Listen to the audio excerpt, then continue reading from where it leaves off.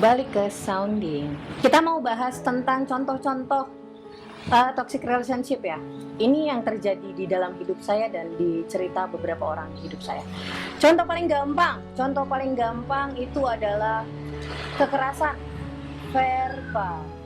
Kekerasan verbal bukan berarti kekerasan yang memaki-maki, bukan, tapi respon dari apa yang dibicarakan itu tidak baik. Gitu, kekerasan verbal. Perempuan itu sederhana ya. Perempuan itu sederhana banget. Cara menyakiti perempuan itu gampang banget. Bicara aja hal-hal yang menyakitkan. Kita nggak perlu dihadapkan sama pisau, kita nggak perlu dihadapkan sama racun, kita nggak perlu dihadapkan sama pemukulan, gitu. Kekerasan verbal itu akan teringat seumur hidup, ya.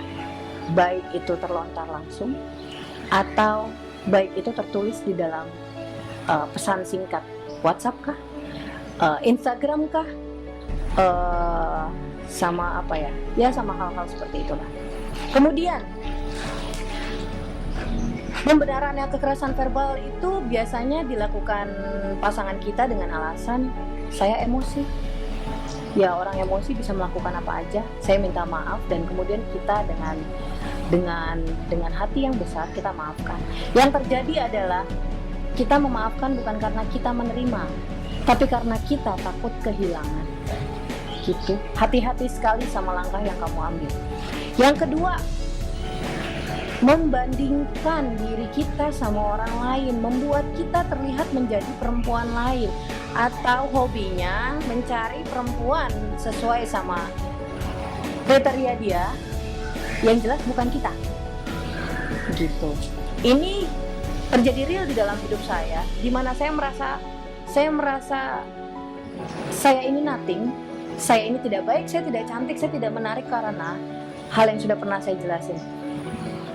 Orang di samping saya sibuk sekali stalkerin orang-orang, stalkerin perempuan, nge-love semua perempuan yang sesuai sama tipenya dia. Gitu, tipenya dia itu ini ya, udah punya pakemnya sendiri. Dia tinggi, pasti kulitnya coklat, rambutnya panjang, biasanya keriting-keriting gitu, tinggi, badannya bagus. Gitu kan. Jadi wacana yang keluar di saya adalah, oh ya udahlah, orang cuma ngeliat. Sampai akhirnya ketika kita bermasalah, dia selalu mencari orang-orang dengan standar seperti itu dan menceritakan masalah kami. Gitu. Pembenarannya adalah orang kami cuma berteman. Dan saya menerima, beberapa perempuan menerima situasi itu. Kenapa? Takut kehilangan, takut kesepian, takut sendirian, takut ditinggal. Gitu. Kemudian yang tadi rahasia. Perempuan itu punya banyak sekali rahasia, banyak banget. Dan kadang-kadang apa yang kita bilang rahasia kita ceritakan ke banyak orang gitu. Salah satunya ke pasangan. Biasanya ini rahasia yang tidak diketahui banyak orang terdekat, misalnya keluarga, kita ceritakan ke pasangan gitu. Terus pasangan itu menerima semua keburukan kita di masa itu. Alih-alih kita merasa bahwa wah, dia menerima aku apa adanya. Jadi yang ditanamin di kepala dia, ketika ditanamin di kepala kita, di kepala saya khususnya waktu itu, kalau dia nggak ada, siapa yang bisa terima saya yang seperti itu, yang sudah melakukan itu, yang sudah sampai situ, gitu. Dan itu contoh-contoh toxic relationship ya. Itu terjadi di dunia perempuan dan di dunia pria, dimana kita berada di sebuah hubungan yang tidak lagi ada nyaman, tidak lagi ada aman. Kita cuma merasa kita harus ada di sana karena kita membiarkan, menurut kita pada masa itu, menurut saya pada masa itu, semesta mengambil alih hidup saya.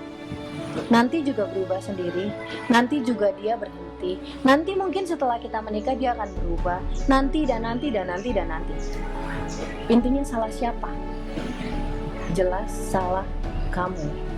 Kamu membiarkan itu terjadi. Kamu membiarkan hidup kamu diambil alih. Kamu membiarkan kamu didikte menjadi orang lain.